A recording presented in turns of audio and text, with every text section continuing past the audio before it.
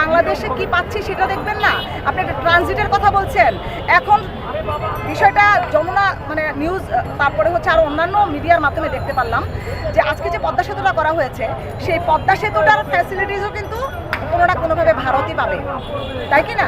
এটা কিন্তু আমার কথা না, এটা সংবাদ মাধ্যমে যা আসছে সেটার মাধ্যমে আমি আপনাদেরকে বলছি।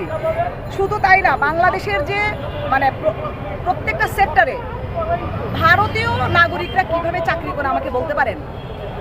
৮০,০০০-এরও বেশি বাংলাদেশের তারা কর্মরত, অথচ আমাদের দেশে হাজার হাজার প্রতিটা বছর এত এত মেধাবী ছাত্ররা পাশ করছে, কিন্তু তারা বেকারত্বের কারণে ঘুরে বেড়াচ্ছে, আত্মহত্যা করছে, কোনো চাকরি পাচ্ছে না।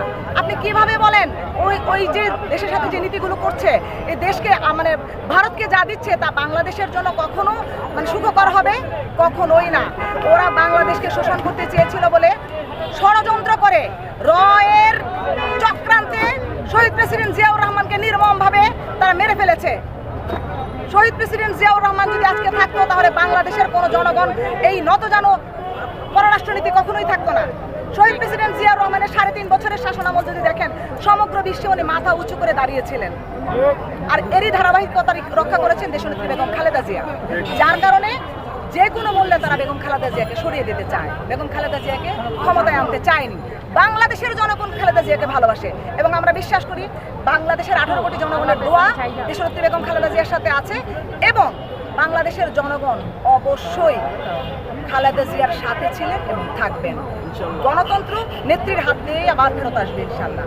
বাংলাদেশের স্বাধীনতা, বাংলাদেশের গণতন্ত্র, বাংলাদেশের সার্বভৌমত্ব দেশনেত্রী বেগম খালেদা জিয়ার নেতৃত্বে রক্ষা হবেই হবে।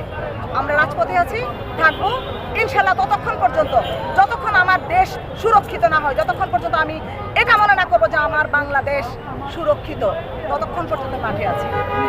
লাস্ট কোয়েশ্চেন, বিএনপি এই যে টানা বিগত প্রায় ১৫ বছর যাবৎ রাজপথে আন্দোলন করে যাচ্ছে, অনেক রাজনৈতিক বিশ্লেষক মনে করেন বিএনপি নেতাকর্মী সংখ্যা নিয়ে কোনো প্রশ্ন নেই, কিন্তু বিএনপির আন্দোলনের কৌশল নিয়ে প্রশ্ন।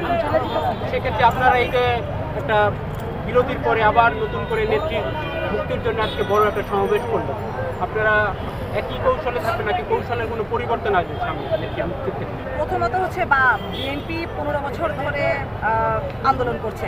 আওয়ামী লীগ কিন্তু আপনি জানেন যে আওয়ামী লীগ কিন্তু তার চেয়ে বেশি সময় ধরে আন্দোলন করেছে, এবং শহীদ প্রেসিডেন্ট জিয়াউর রহমান শেখ হাসিনাকে আরেকবার রাজনীতি করার পথ তৈরি করে দিয়েছিলেন এবং তার ধারাবাহিকতা রক্ষা করে সে রাজনীতি করেছে। কিন্তু জিয়াউর রহমান যেভাবে বাংলাদেশকে দেখতে চেয়েছিলেন, বর্তমান সরকারের চোখে আমরা সেভাবে বাংলাদেশ দেখছি না। আর আপনি কৌশল পরিবর্তনের কথা বলছেন, রাজনীতিতে কৌশল থাকবে, কৌশলের পর কৌশল আসবে। যখন যেটা নীতি নির্ধারকের মনে হবে তখন সেটাকে গ্রহণ করবে। দেখেন, একটা সময় ছিল আপনার চিঠির যুগ, এখন ইন্টারনেটে আপনি খুব তাড়াতাড়ি মেসেজ দিয়ে দিতে পারেন। আন্দোলনেরও কিন্তু এরকম একটা চেঞ্জ আছে। আগে আপনার যেরকম অস্ত্র নিয়ে যুদ্ধ হতো, এখন কিন্তু সেরকম না। এখন আপনার যে যত তথ্য নির্ভর সে তত বেশি শক্তিশালী, তাই কিনা?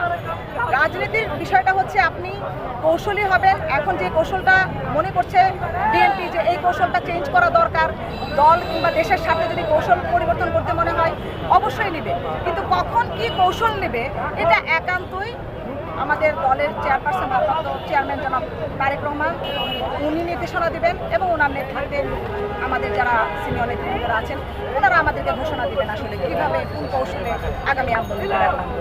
সে সংক্ষেপে একটু জাস্ট একটা প্রশ্ন করছি, সেটা হচ্ছে আওয়ামী লীগ বলছে তারা দেশের উন্নয়নে এগিয়ে যাচ্ছে, আর এখানে যদি কেউ দুর্নীতি করে তাদের জিরো টলারেন্স তারা বলছে, আর সেই ক্ষেত্রে কিন্তু তাদের যদি কেউ দুর্নীতি করে থাকে সেটাকে তারা আইনের আওতায় নিয়ে আসছে। আপনি ক্ষেত্রে কি বলবেন? উন্নয়নের কথা বলছেন, ছাগলকাণ্ডের মতিউর, আমার না খুব বলতে লজ্জা লাগে এই বিষয়গুলো টানেন। আর আমার এই এক ছাগলে তো সব শেষ করে দিল। বেনজিরের গল্প বলবো, কার গল্প দিয়ে শুরু করবো বলেন তো? উন্নয়ন বলা শুরু করলে ওদের চেহারা দেখানোর মতো আর অবস্থা থাকবে না, যদি ওদের লজ্জা শরম কম। কারণ এত দুর্নীতি ধরার পরেও যখন তারা এটাকে সাফাই গায়, নিজেকে জাহির করার চেষ্টা করে, তখন আসলে আমরা জনগণ হিসেবে লজ্জা পাই। উন্নয়ন তো অনেক দূরের কথা, হাজার হাজার কোটি টাকা মেরে খেয়ে ফেললো বাংলাদেশের, আপনি উন্নয়নের গল্প কথা বলছেন? এটা কোন উন্নয়ন? ঢোল বাজানোর উন্নয়ন? নিজের গল্প নিজে বিক্রি করার উন্নয়ন? বাংলাদেশের উন্নয়ন, বাংলাদেশের জনগণ এই উন্নয়ন